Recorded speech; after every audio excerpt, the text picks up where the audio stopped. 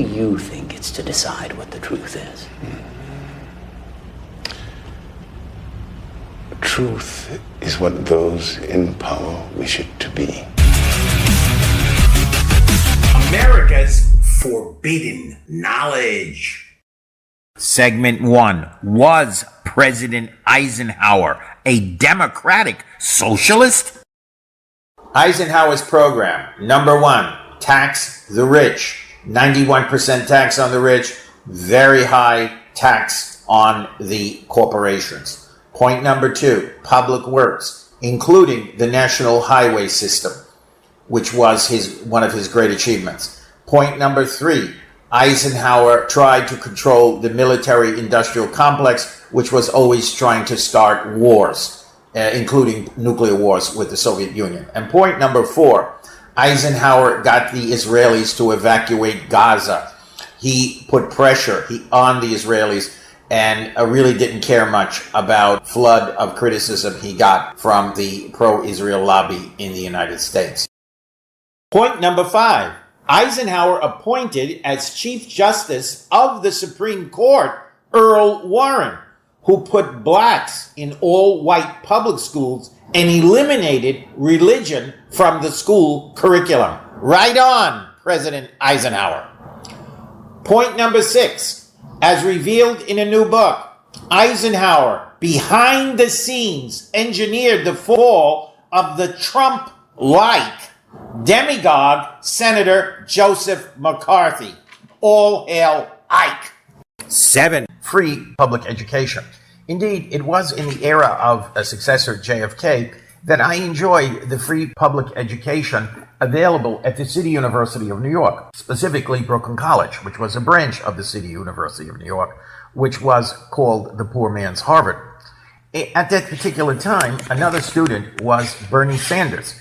Bernie Sanders, however, only stayed 1 year at Brooklyn College. He was lucky, considering his background as a poor Jew, to get into the University of Chicago. As you know, at those days, the top universities in the country did not welcome Jews or indeed people of Italian Catholic background. I did run into him several years later after I graduated in Sweden. Both of us were in Sweden, and I think we were both greatly influenced by the social welfare system. Sweden, like the other Scandinavian countries, is a welfare state. It's a country with a strong welfare program for ordinary people. Fortunately, neither Bernie or I were in a situation where we had to stay as draft dodgers in Sweden. We both, in our own particular ways, avoided military service in Southeast Asia. I went off and pursued a career in exposing forbidden knowledge. Now, Bernie pursued a career in politics, which in 2016 he involved in the Democratic primary against Hillary Clinton. And it is my contention that he would have beaten Hillary Clinton if he had not used the S word. The S word was murder, calling himself a socialist, when in fact he's really not a socialist. He's just a person who advocates a strong welfare system. If, as I say, he had kept away from the S word and simply said his program was to go back to the golden age of Ike and JFK, he would have avoided all of the criticism and the possible linkage of his ideas with such socialist countries as Venezuela, Cuba, and North Korea. And you notice now, anytime they talk about democratic socialists, they try to link democratic socialists to the failed economies of the communist countries. It is, of course, ironic that Bernie handled the S word so poorly. He handled the A word far better, A word being atheism. Eisenhower may also have been an atheist, but I don't want to get into that question right now. It seems to me, listening to Bernie, that he is a pantheist. A pantheist is a kind of atheism. This has been described by Richard Dawkins, the author of the most widely read book on atheism. He calls pantheism sexed up atheism. Pantheism is pretty much similar to the beliefs of Albert Einstein and most of the other distinguished scientists of our age. Bernie never admitted he was an atheist, and every time he opened his mouth, he used the word God. Well, sometimes pantheists do use the word God, but they don't mean the personal God of the Bible or Islam. They mean the structure of the universe the workings of the universe, the mathematics of the universe, which they admire so much. They use the word God, but they don't mean God in the sense that religious people mean God. It's ironic that he handled the A word so well when he most probably is an atheist, but he handled the S word, socialist, so badly when in reality isn't a socialist. Real socialists laugh at the idea that a capitalist like Bernie calls himself a socialist. Now we have the emergence of Alexandra, a very attractive young candidate, female candidate, Latino candidate who has an enormous future in American politics. But she may not be ready for prime time. Let's give an example. She criticizes Israel. Now, Israel is the supreme sacred cow in American society.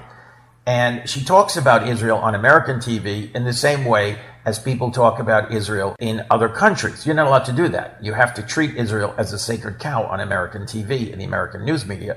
And she makes statements about the occupation and victimization of the Palestinians. And when she's asked facts to back it up, which they have every right to ask her to do that, she says, quote, "I am not the expert." Well, you don't do that. You don't get yourself involved in a subject when you don't have the facts to back it up. Too bad I could have helped Alexandra since I wrote 2 books on the Palestinian-Israeli conflict. Anyway, you have these people, Bernie and Alexandra, and I've definitely indicated their shortcomings. But despite their shortcomings, I will take Alexandra. People who are not financed by the plutocracy that runs this country, people who finance their campaigns by contributions from ordinary Americans, and therefore when they're elected owe nothing to anyone except the people, I will take them over Hillary Clinton and her corporate friends, and of course I will take Bernie and Alexandra over Orange Head any day of the week. Hi guys, if you like this video, there's a lot more on my Forbidden Knowledge Uncovered channel. Please subscribe and press the like button. In my younger days, I made 3 BBC documentaries and published 3 books with top publishers. Since then, I've been working on lots of forbidden knowledge, including how they almost blew up the planet with H-bombs 12 times, the danger of AI, and my youth in South Brooklyn's Mafia Land. I try to tell you the most disturbing stories with a light touch, but even one nuclear bomb can spoil your whole day. Revealing forbidden knowledge can make some people angry, so keep pushing the like button until it hurts. That will ensure my books get published, which will pay for my funeral.